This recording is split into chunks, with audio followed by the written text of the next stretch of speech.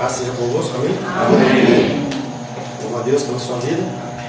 E juntos podemos antecipar, antever algo que vai acontecer. Você pode ser aquele que vai ficar observando, ou você vai ser aquele que sofre. Porque Deus, Ele vai olhar para aqueles que só ficam observando e vai honrar eles. Vai permitir que eles fiquem olhando ainda. Você está em que grupo? Em nosso último encontro estivemos meditando sobre o tema sabedoria e revelação.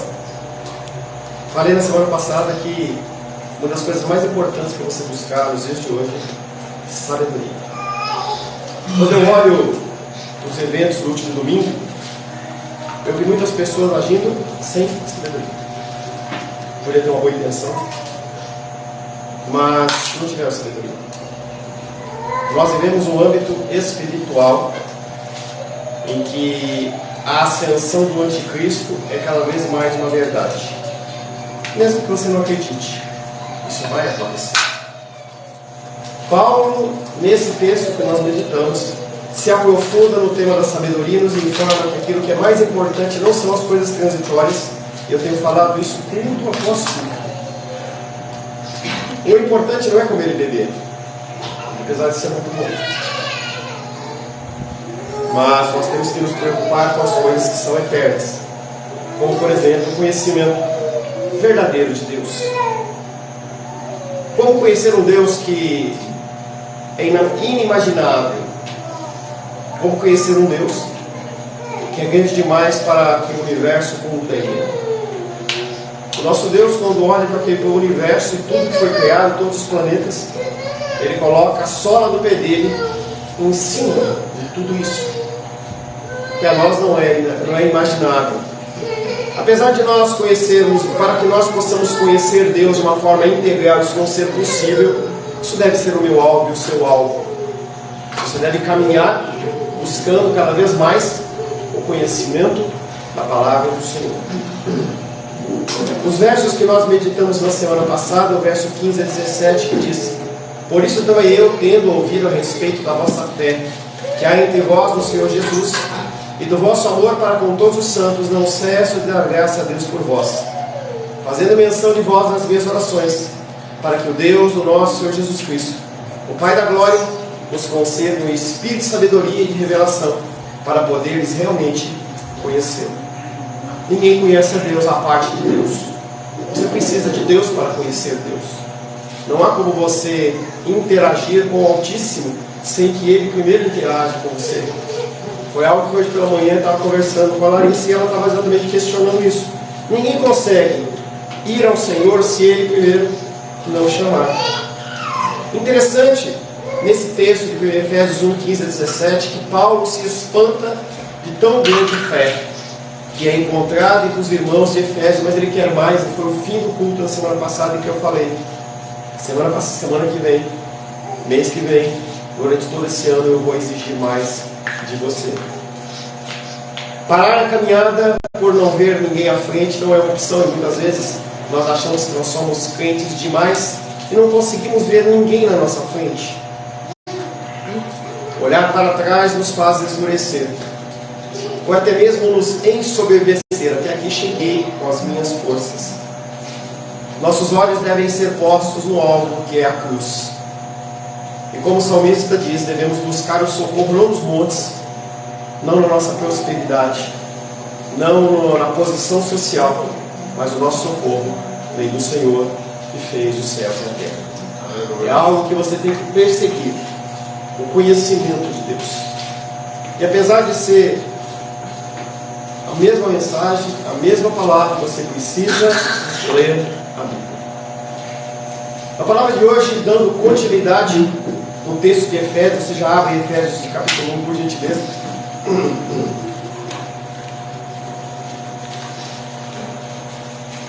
A palavra de hoje tem como título chamamento, herança e grandeza de Deus. Deus nos chama, Ele nos promete uma herança e revela a força do seu poder e a sua glória. Nós vamos ler Efésios capítulo 1, verso 15 em diante. Quero convidar você a ficar de pé em reverência à palavra de Deus.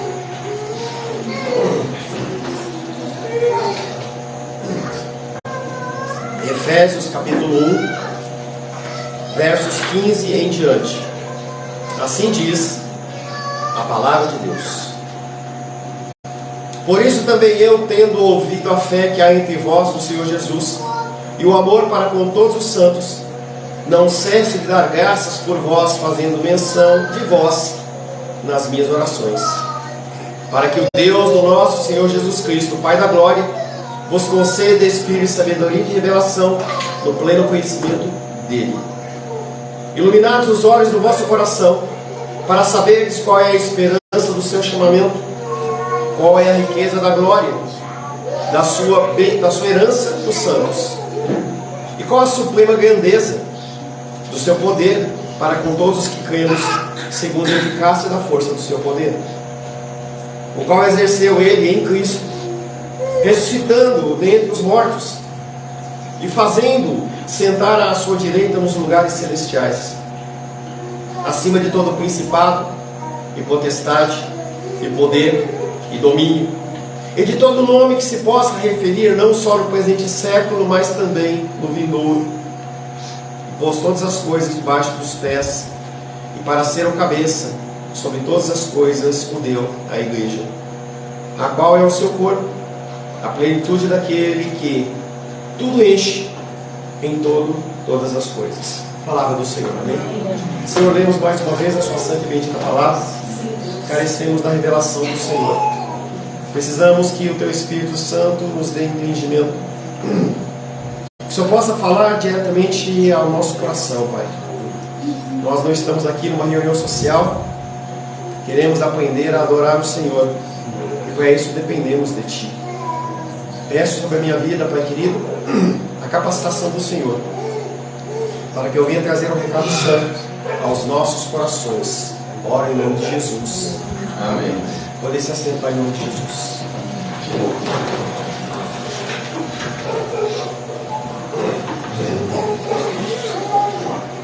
Os dois versículos que nós vamos meditar nesta noite, se Deus assim o permitir, é o verso 18 e 19 que diz: e que Ele vos ilumine os olhos dos vossos corações, para saberes qual é a esperança do seu chamamento, qual a riqueza da glória da sua herança dos santos, qual é a extraordinária grandeza do seu poder para nós, os que cremos, segundo a eficácia da força do seu poder. É por causa da confiança que Paulo tem no Espírito Santo que ele pode continuar a sua oração, e ele ora por mim, por você e também pelos Efésios, para que nós tenhamos o nosso coração iluminado, que nós possamos ter discernimento, que nós possamos ter fome de Deus, que nós possamos alcançar Deus de uma forma real e clara, não apenas de uma maneira teórica, mas de uma maneira prática. Na linguagem bíblica, o coração é o completo eu, que é composto da mente e das emoções. Muitos acham que apenas a nossa alma, mas não. Quando a gente vê a condição de, lá em Ezequiel 37, quando ele fala dos ossos secos, e muitas outras situações, inclusive em Apocalipse, ele fala sobre a restauração do corpo e da alma e do espírito. Você vai encontrar nos céus pessoas que você conviveu aqui na terra, você vai saber quem é, não vai dar um branco, você vai lembrar. A gente vai poder ter muito tempo de conversa na eternidade, espero, porque nem todos vão, né? Vamos ter muito tempo para conversar sobre assuntos. O Jesus, ele vai estar mostrando para a gente o que acontecia dentro de cada palavra, o que aconteceu quando você ficou chateadinho com uma coisa ou com outra, e você talvez se envergonhe e fale assim: como eu perdi tempo, o tempo é tão curto. A gente olha uma criança como o Miguel, daqui a pouquinho está do tamanho da Júlia, daqui a pouco está do tamanho da Helena, e vai crescendo, e daqui a pouco está uma pessoa adulta. O tempo ele corre muito rápido. Os olhos do coração são simplesmente os nossos olhos interiores, que precisam ser abertos ou iluminados antes de podermos compreender a verdade de Deus. Ninguém consegue compreender a Deus pelas suas próprias forças. Por isso que Jesus Cristo, quando fala, ele fala assim: e derramareis poder, para que vocês possam testemunhar de mim. Mas como você vai testemunhar de algo que você não conhece? A descida do Espírito Santo em Atos capítulo 2, ele vem capacitando a minha pessoa e a sua pessoa, através da sua graça, em conhecê-lo mais. Ele sabe que você precisa de dinheiro para comer, para se movimentar, para se vestir. Ele sabe de tudo isso. Mas são coisas temporais, não são coisas prioritárias. O apóstolo agora reúne três grandes verdades que deseja que seus leitores, através da iluminação do Espírito Santo, saibam na mente e na experiência. Não adianta você conhecer apenas Cristo no seu coração e você não ter experiências com Ele. Experiências de você orar e Deus fazer. Essa semana, um casalzinho que nossa pequena igreja abençoou lá no Rio de Janeiro, ela me ligou e falou assim: pastor, eu sei que o senhor está acostumado que quando liga para o senhor é só para ficar de bucha, mas eu queria contar um milagre a você. Eu liguei para ela e ela falou assim: pastor, aconteceu uma coisa que é sobrenatural. Ela teve algumas dificuldades e aí ela teve que pagar a escola de 3 crianças. E eles viram que não tinham condições de manter aquelas crianças naquele colégio cristão. E aí o que acontece? Ela começa a procurar um que seja mais em conta.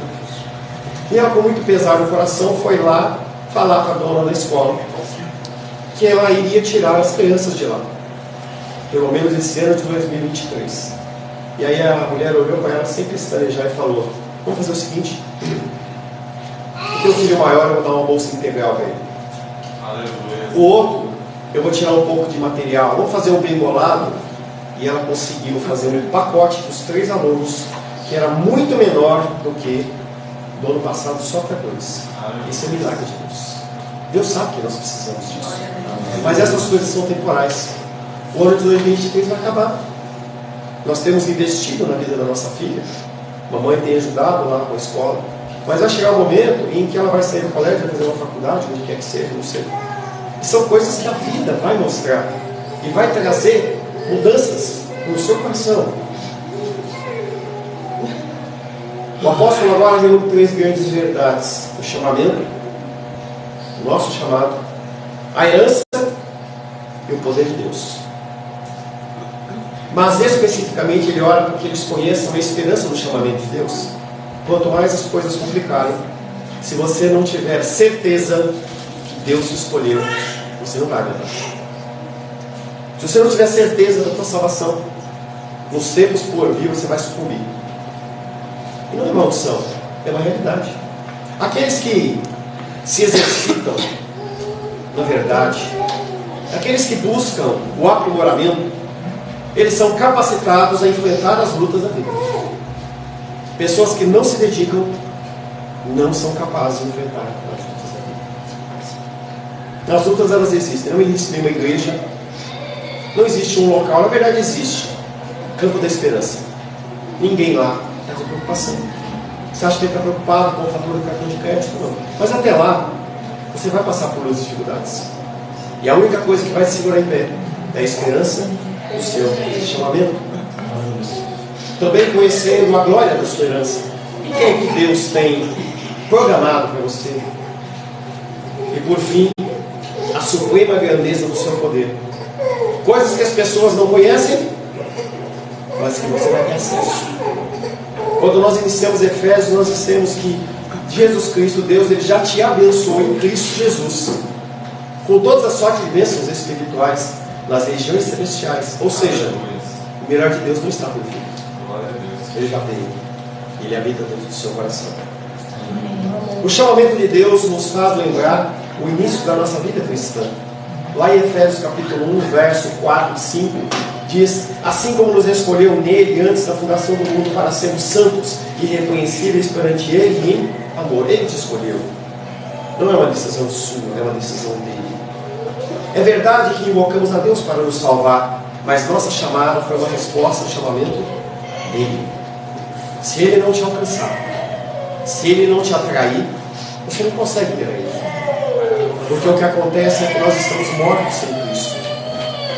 Sem Cristo, a condição é de morte espiritual. As pessoas, elas andam nas igrejas, estão nas ruas, parecendo que estão vivos, mas estão mortos. Eles não têm esperança. As coisas os abalam. Acha que vai resolver um problema de um governo ruim através da pancada. E as pessoas, elas não vão nas escrituras para buscar a direção do que fazer. O chamamento de Deus nos faz lembrar o início da nossa vida cristã.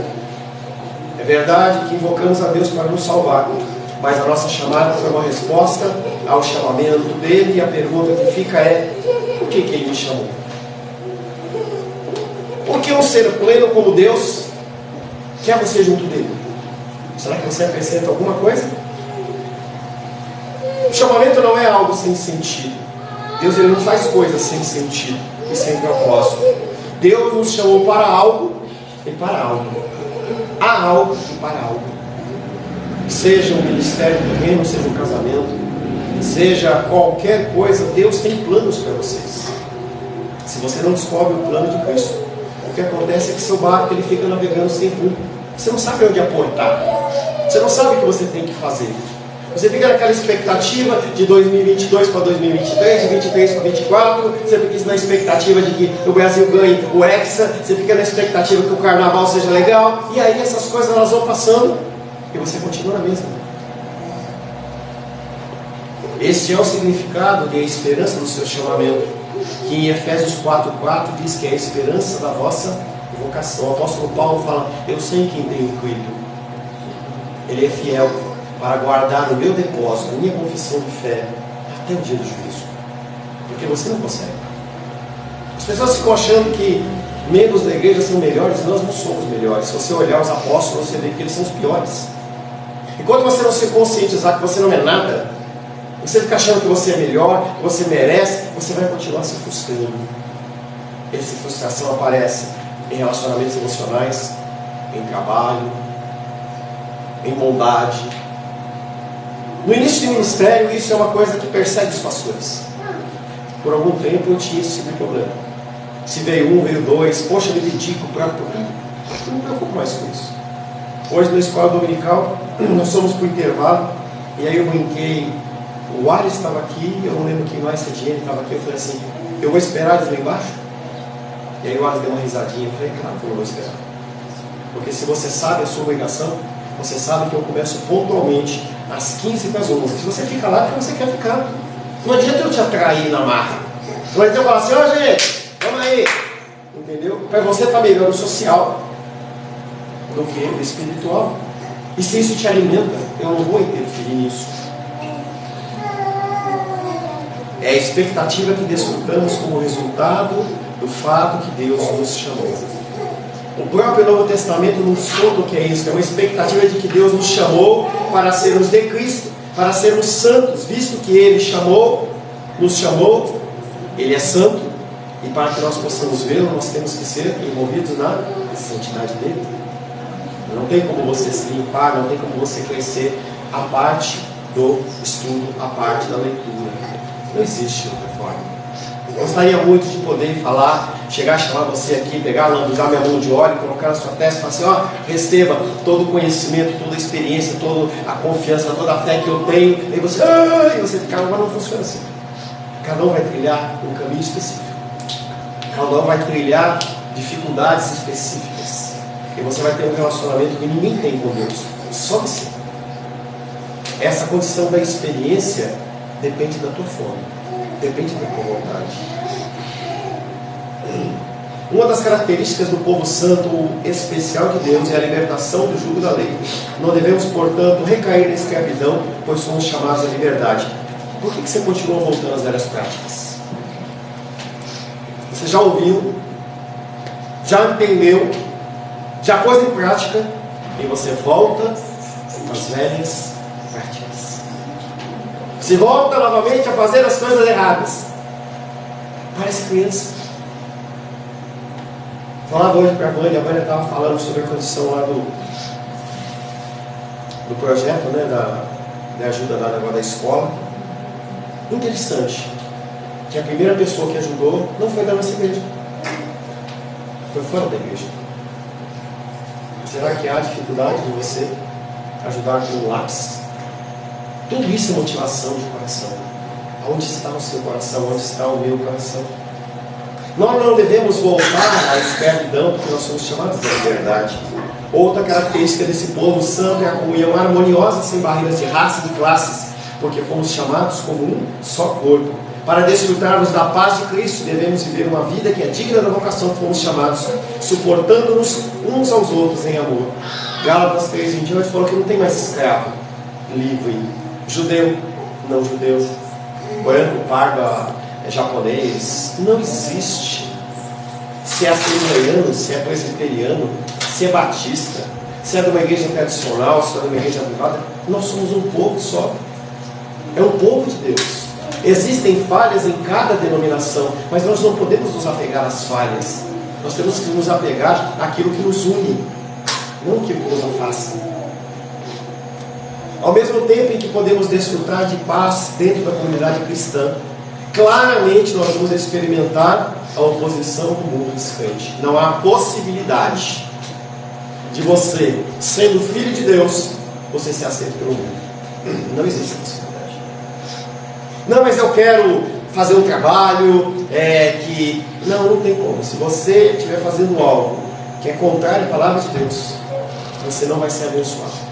Eu lembro que há uns 3, 4 anos atrás, o Gabriel veio falar comigo assim: pastor, me convidaram para fazer aqueles shows aí em Brasília, assim assado e tal. E aí o cara lá falou assim: olha, eu dou 10 para vocês, 50 fica para mim, tudo bem? E ele perguntou para mim: o que você acha? Eu falei: está errado. Está errado. E as coisas, elas podem ser grandes ou pequenas. Eu vi um galãozinho de água, eu falei: pô, vou pegar para a nossa igreja, em vez de ficar com 2, fico com 3. Aí o galão estava vencido. Aí eu falava: eu quero o senhor trocar. Se eu não entregasse, o cara não ia falar nada. Mas eu falei: uma coisa pequena como essa, eu vou ensujar. Eu olhei para ele e falei assim: o senhor aceita esse galão? Ele falou assim: não, vencido, não aceito. Ou seja, eu ia transferir um ônus para ele por causa de 2, 3, 4 reais. O Senhor espera que nós ajamos de uma maneira correta, de uma maneira segundo as Escrituras.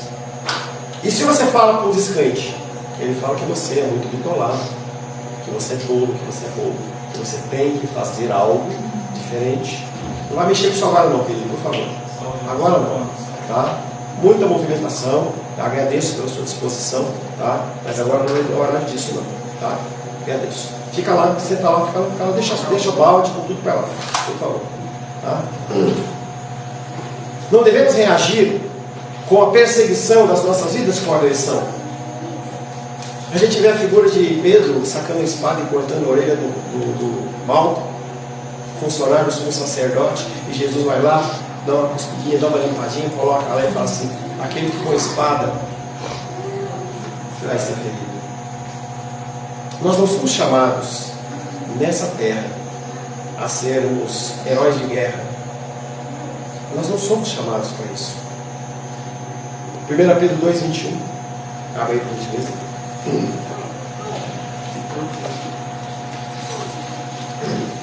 1 Pedro 2:21.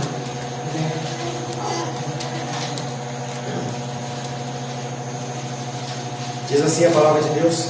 1 Pedro 2:21. Porquanto para isso mesmo fosse chamados, pois que também Cristo sofreu em nosso lugar, deixando-nos exemplo para seguir os seus passos. Jesus Cristo sofreu? Você é discípulo de Jesus? Você vai ver? E aqueles que não sofrem, aqueles que fogem do sofrimento, não são discípulos de Cristo. O discurso é diferente do que o mundo fala. Eu tenho que ser feliz, não, eu tenho que morrer.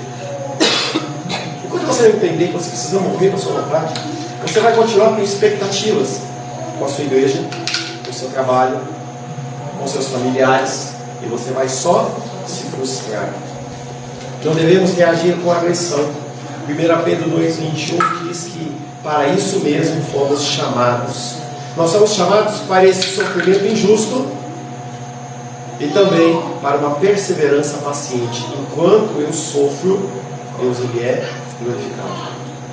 Ah, pastor, eu não quero sofrer. Vai ser hindu, vai ser budista, vai ser islâmico. Tem tanta religião. Você choroie, pode tomar um chá de Santo Daime lá, você fica loucão. Se você quer andar dentro do caminho cristão, uma coisa te é garantida: sofrimento. Uma coisa te é garantida: sofrimento. Além disso, sabemos que a glória se encontra após o sofrimento. Deus, pois, também nos chamou para o seu reino de glória através da dor. Em especial para as mamães. O primeiro parto foi dolorido. E quando o neném nasceu? E você estava com ele no colo? Passou. Sente a dor, claro. Sente o incômodo, claro. Mas as coisas que vêm depois da dor remete à glória. A palavra de Deus diz que quando a mulher está para dar à luz, ela geme. Mas quando a criança nasce, aquilo parece que é passado. É o que Paulo chama da soberana vocação de Cristo Jesus, razão pela qual ele avança na corrida cristã em direção ao alvo. Tudo isso estava na mente de Deus quando nos chamou. Chamou-nos para Cristo e para a santidade. Ele chamou-nos para a liberdade e para a paz. E nos chamou para o sofrimento e a glória. Simplificando, trata-se de uma chamada para uma vida totalmente nova. Evangelho não tem a ver com prosperidade, não tem a ver com falta de lutas, não tem a ver com cura de enfermidades. Isso não era fácil. Estou gripado, pegar, colocar a minha mão na cabeça, repreendo a gripe, em nome de Jesus, pumba, estou zerado. Não funciona assim. Simplificando, trata-se de uma chamada para uma vida totalmente nova. Com isso, conhecemos, amamos, obedecemos e servimos a Cristo.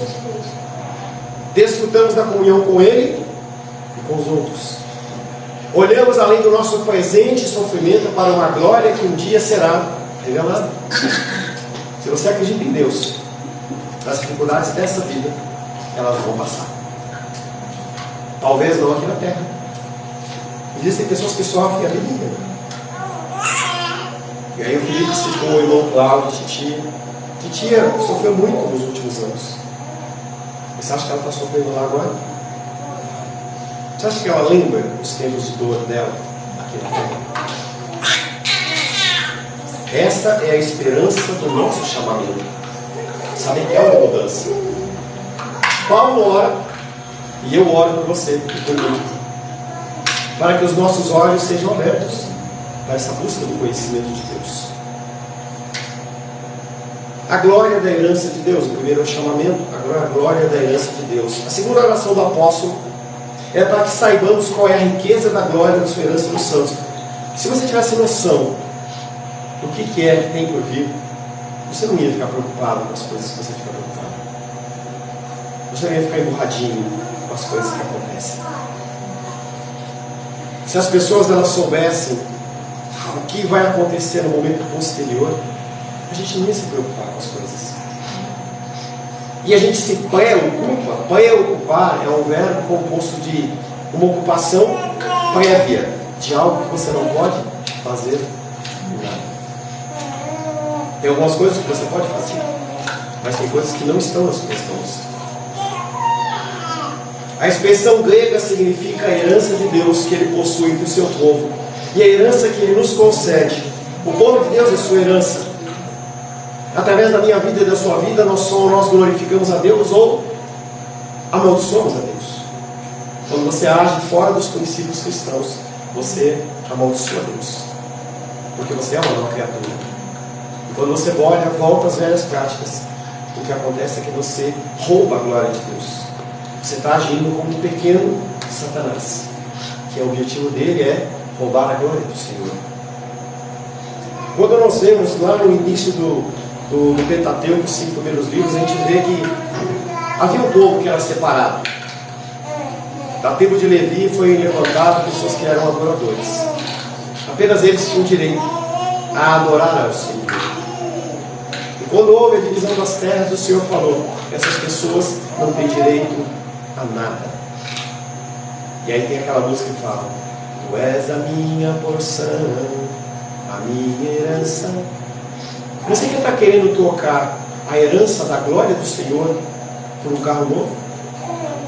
Você está querendo trocar a glória do Senhor por um relacionamento? Por uma casa? Será que você consegue mensurar com o que você está barganhando?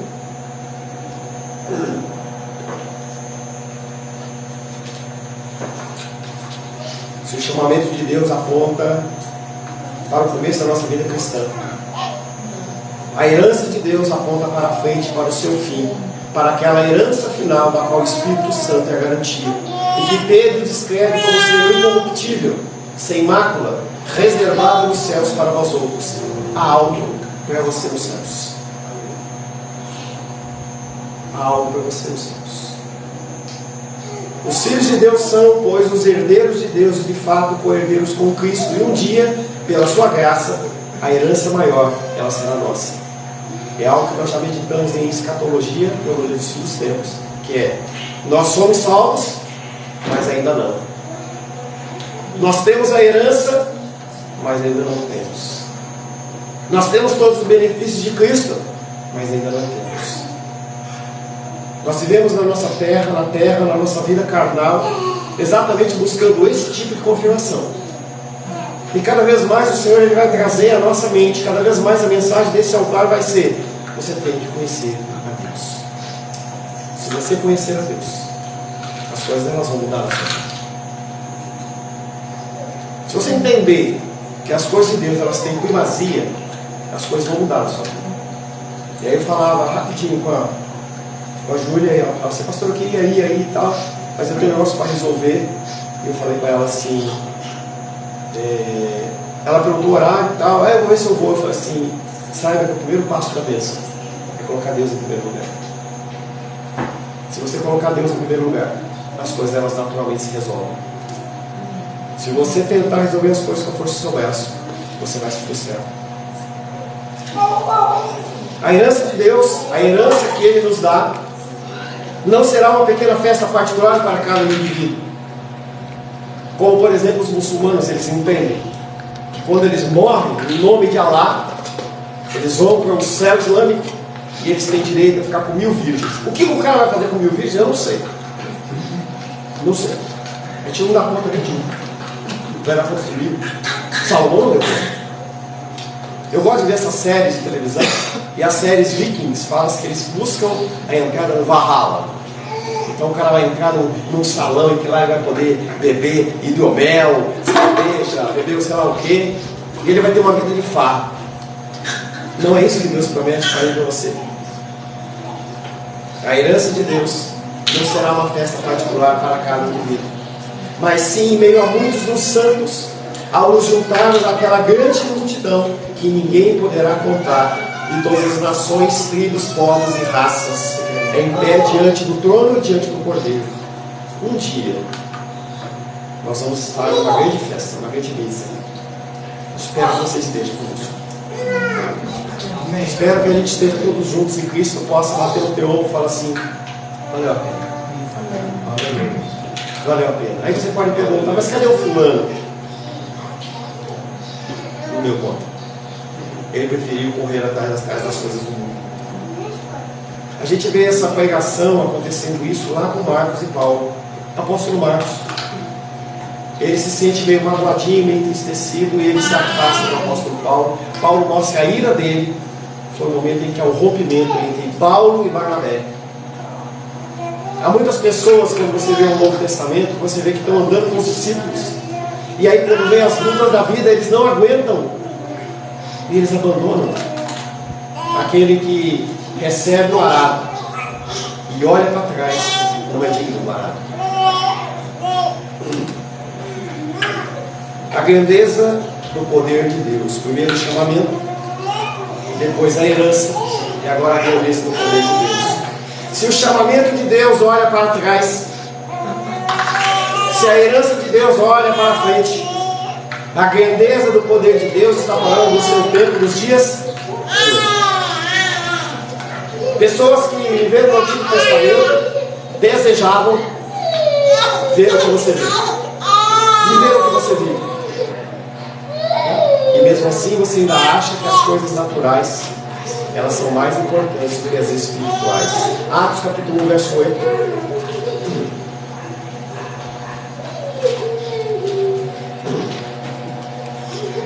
Atos capítulo 1, verso 8.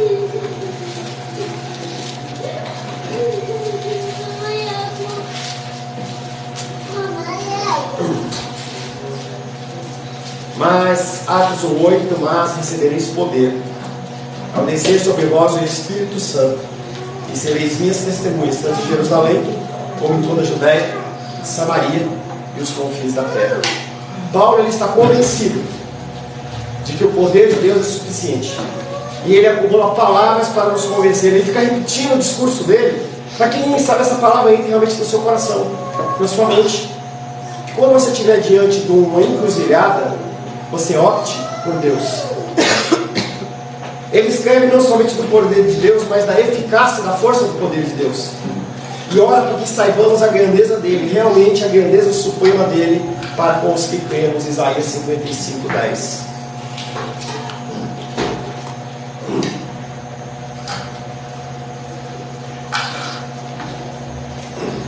Isaías 55:10 diz: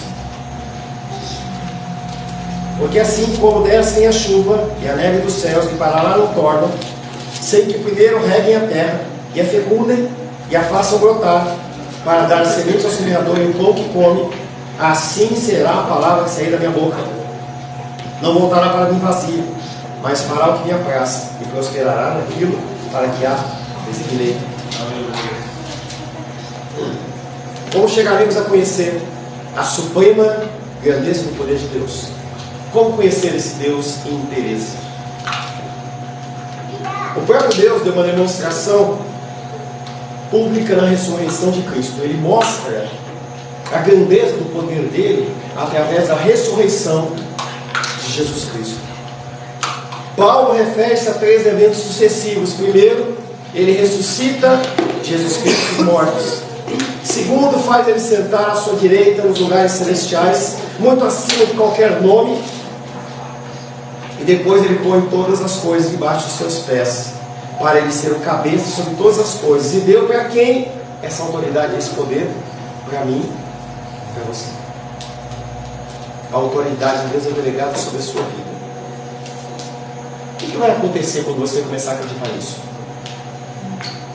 O que vai acontecer na casa do André e da Vânia, quando a Vânia tiver com uma crise de enxaqueca, e Gabriel, o Rafael ou o André se levantar e falar: eu vou orar por você, e isso vai passar agora, e orarem e isso acontecer? O que vai acontecer se na vida de vocês começarem a colocar em prática as ordenanças daquilo que o próprio Deus fala que nós temos? Será que Brasília vai ser mudada? Santa Maria? Cidade Ocidental? Será que o Brasil vai ser mudado? Será que o planeta Terra vai ser mudado? A natureza diz que ela clama esperando a manifestação dos filhos de Deus. A natureza espera que você haja, que você faça algo. Eu posso indicar para você algumas coisas,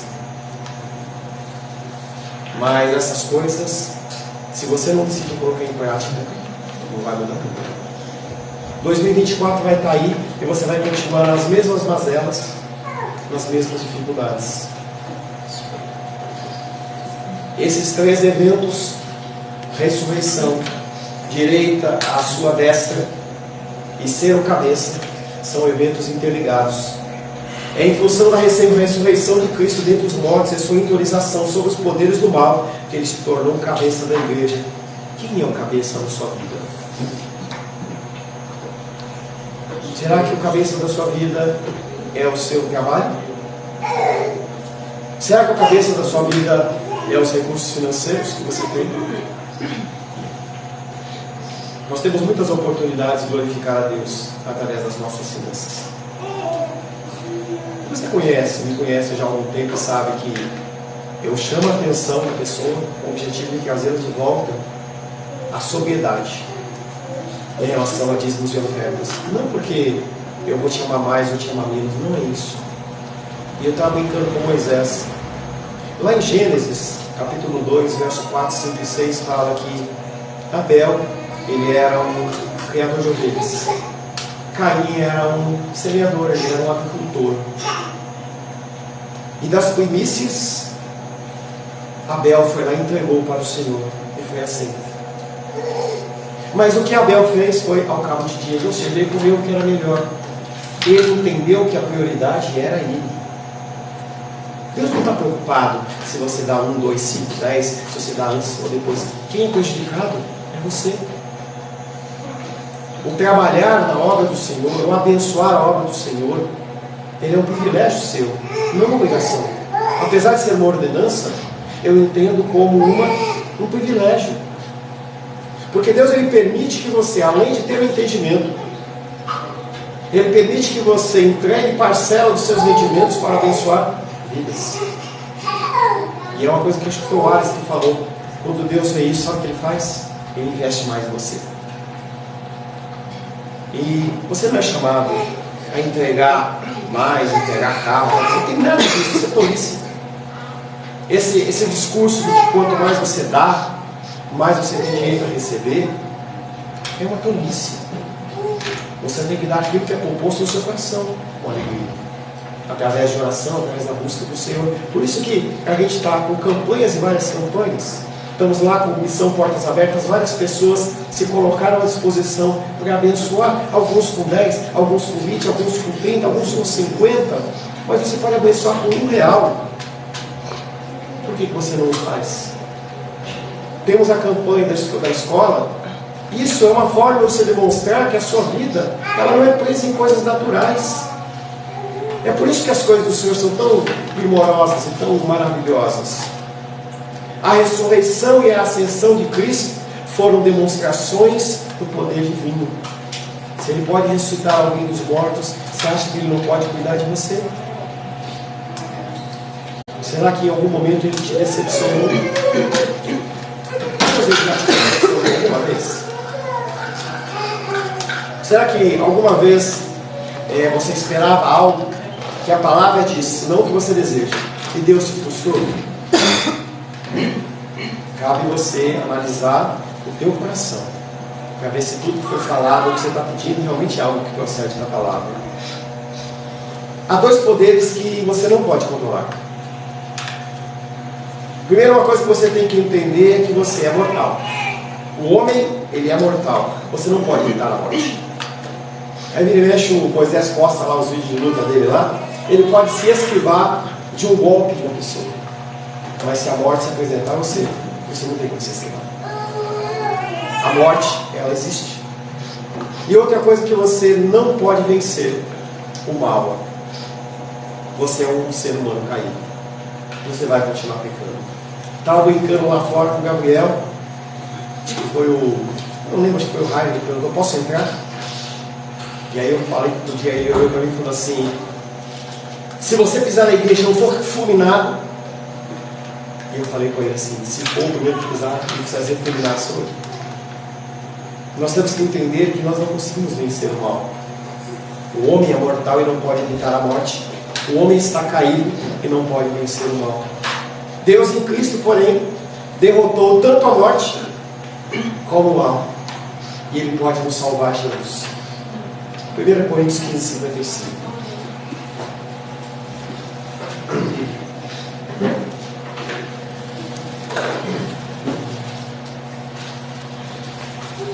Coríntios, capítulo 15, verso 55.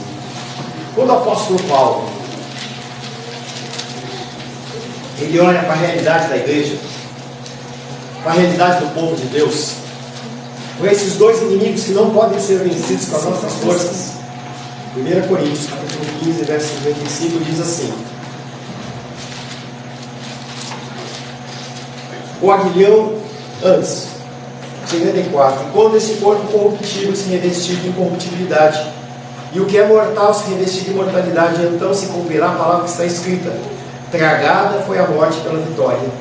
Onde está a morte, a tua vitória? Onde está a morte, o teu aguilhão? O aguilhão da morte é o pecado, e a força do pecado é a lei. Graças a Deus, que nos dá vitória por intermédio do nosso Senhor Jesus Cristo. Portanto, meus amados irmãos, sede firmes e inabaláveis, e sempre abundantes na obra do Senhor, sabendo que no Senhor o vosso trabalho não é em vão. Quando Moisés postar lá, observa a postura dele. É uma postura de você fazer a sua parte, e você levantar os punhos, e você está pronto para se defender, e se for necessário, você atacar. Esse ataque não é um ataque carnal, porque as armas da nossa milícia não são carnais, elas são espirituais. Você vence guerras de joelhos. Você vence guerras buscando a vontade de Deus. Não adianta você querer resolver as coisas na marra, porque você não vai conseguir resolver na marra. Senhor Deus, louvamos, Pai querido, o Senhor, porque através da Tua sabedoria e da Tua revelação, o Senhor nos chama. O Senhor nos afirma, nos ensina que há uma herança, e o Senhor revela, pelo menos em parte, a grandeza do Senhor. Nossas mentes não conseguem imaginar, não conseguem pensar, não conseguem acompanhar, mas o Senhor continua sendo o mesmo. Entregamos nas Suas mãos, Pai, o nosso chamamento, a nossa confiança na nossa herança e a nossa busca da grandeza de Deus. Oro em nome de Jesus. Amém. Graças ao nosso bom e amado Deus.